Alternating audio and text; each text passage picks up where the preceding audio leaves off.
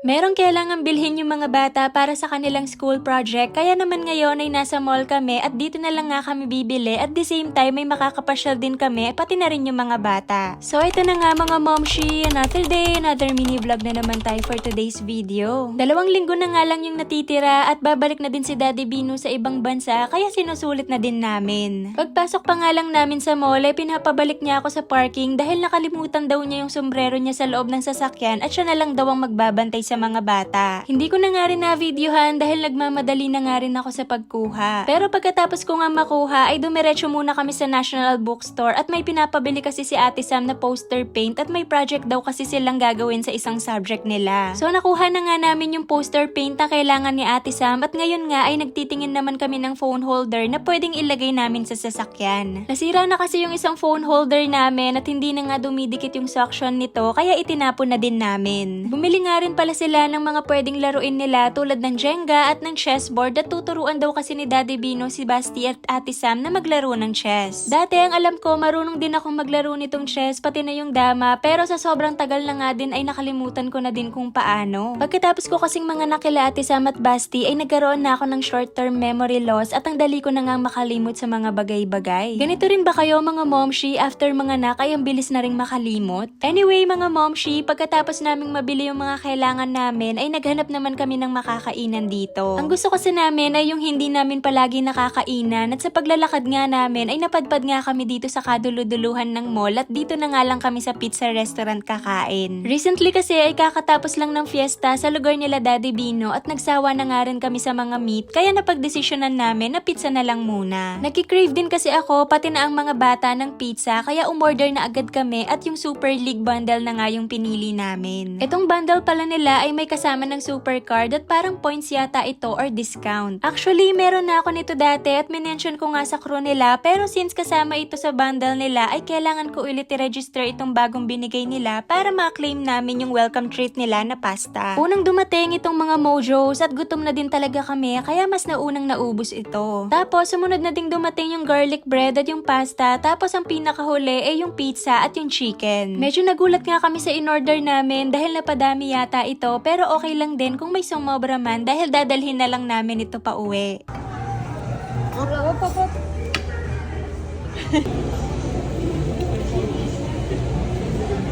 Buti may ganito. Ano? May iba naman. Diba?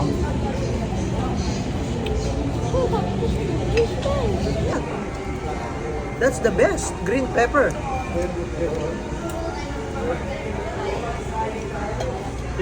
Halos naubos nga namin lahat yung pagkain, puwera lang yung pizza, kaya may na-take-out pa kami na ilang slices. So pagkatapos nga namin kumain, ay nag-aya naman itong 2 bata na maglaro naman daw kami sa arcade at syempre, pinagbigyan na rin ni Daddy Bino at bumili na nga agad kami ng mga tokens. Yung 200 pesos na 50 pieces na tokens yata yung binili namin, tapos pinarti-parti na lang ni Daddy sa aming 4. Sinamahan ko nga agad maglaro si Basti dito at si Ate Sam naman ay alam na, dumiretso na siya sa mga paborito niyang claw machine na wala naman siyang nakukuha ni isa.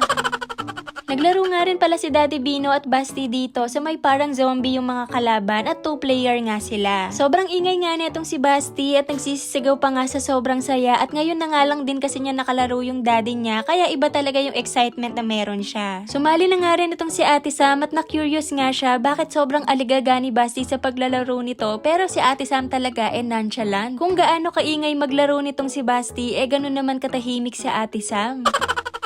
Naglaro nga rin pala sila nitong basketball kasi nakita nila yung bata na nakakuha ng maraming ticket dito kaya sinubukan din nila. And after nga ng paglalaro nila ay pinabilang na nila yung mga ticket na nakuha nila at 153 nga lang na ticket yung nakumpleto nila. Muntikan pa nga mag-away itong sila Ate Sam at Basti dahil kulang yung ticket para doon sa gusto nilang mga toys. Pero buti na lang nakumbinsi naman namin sila na iba na lang yung piliin nila at kailangan pagkasyahin yung mga ticket at so far ay nakakuha naman silang 2 ng laruan.